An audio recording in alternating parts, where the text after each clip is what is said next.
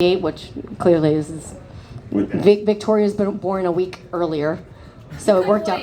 Couldn't wait. He was actually 4 weeks early because he couldn't wait because he knew Victoria was already here. Anyways, I always remember. There's so many things that I remember, but there were stories that I wanted to tell that I don't think I shared with everybody in this room. So I always remember. These are the things that I remember about Nico. My first day going back to work after having a son at 25 years old, I got a speeding ticket on the way home because I couldn't wait to get back home to him because I was like, I'm his mom, I have to be home, like I have to be there. Like it was, I'll never forget that. And the guy who pulled me over, he's like, why, like you're going like 80 and like a 60. I'm like, I just had a baby. And you still got a ticket? Yes, it was on Peachtree Industrial. It was just terrible. Anyway, so I'll never forget that. There's also this amazing story that when, so then Nico, we took him to some daycare. I hated it. I was miserable. I was so scared. There's like, they're going to drop my baby. So we actually hired the people who lived literally right across the street from us. We hired them to babysit him. And they, right across the street, like we would walk across the street and drop him off, and then I would go to work. And it was this family, they were Mexican. There was about 12 people that lived in a 3-bedroom house. It was fine, it was totally fine. They made the best, anyway, one day it was storming and there was a huge storm. And I got in my car and drove across the street to drop him off at daycare. Because it was that bad. The storm was that bad. It like across, no joke, across the street. And I drop him off and I come back home, finish getting ready for work. I get a call.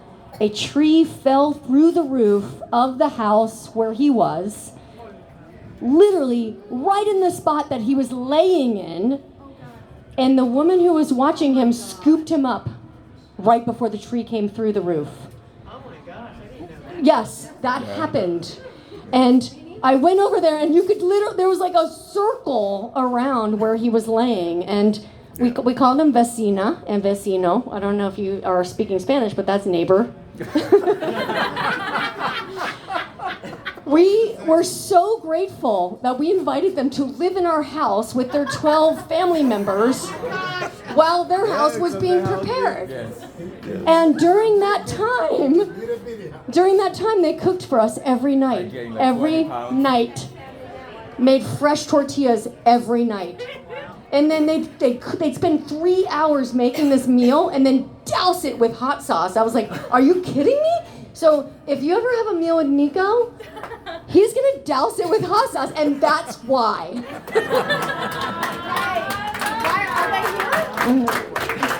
That was a very long time ago, you guys. They're not here, unfortunately.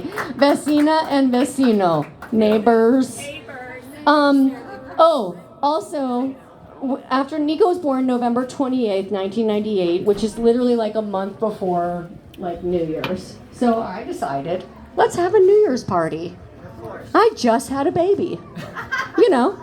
So on our New Year's Eve party, he's like, what, 2 months? And he was premature, so he's like really small. And Mateo Villarreal came over for the New Year's Eve party. So you will meet him tomorrow, Nico's friend that he met when he was 2 weeks old. Or whatever. I can't do the math, it's a lot.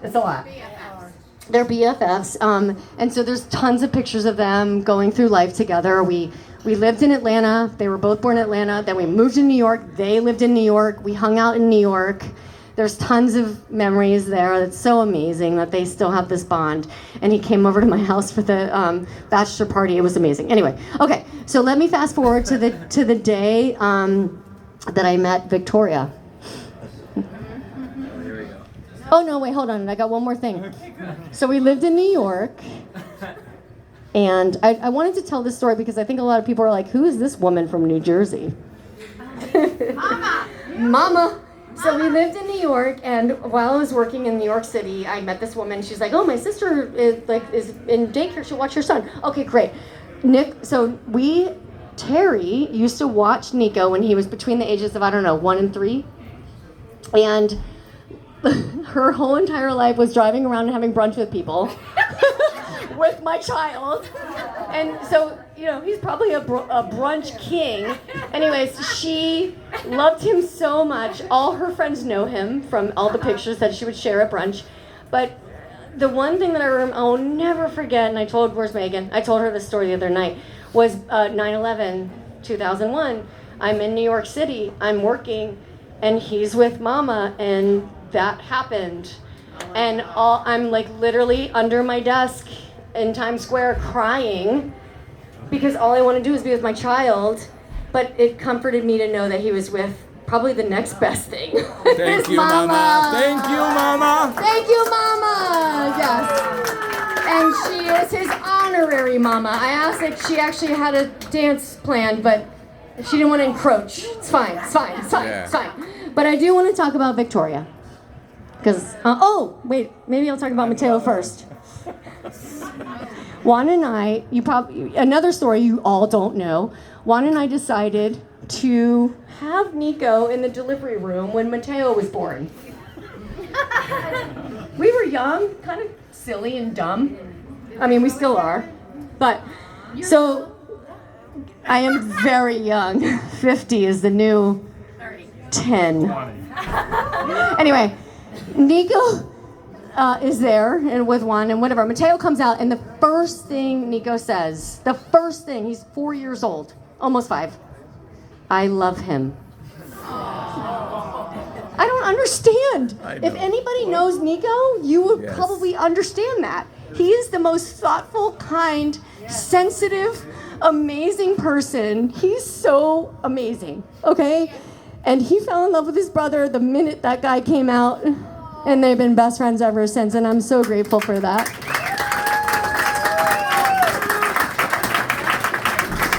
All right, the day I met Victoria, Nico he's like, I'm gonna have a couple girls come over.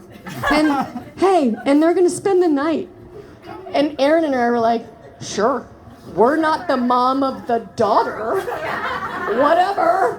Have all the girls come over and spend the night, right? Whatever.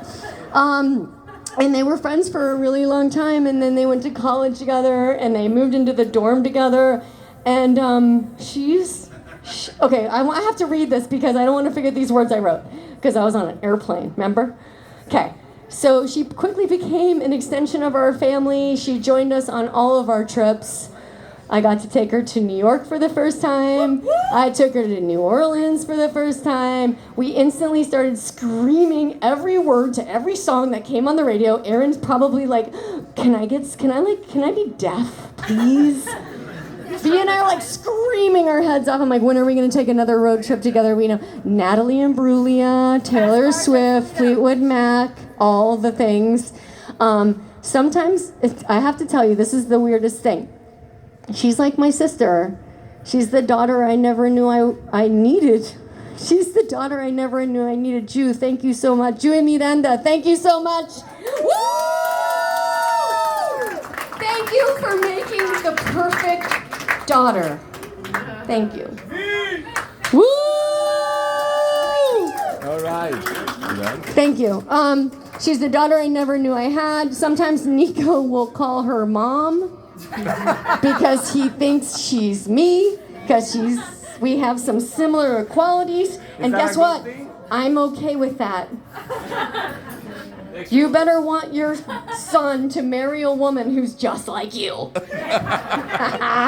Anyways, I love you guys. I love shiny things. I hate accidents, except when we went from friends to this. You don't look a day over fast cars and freedom! I love you. Woo!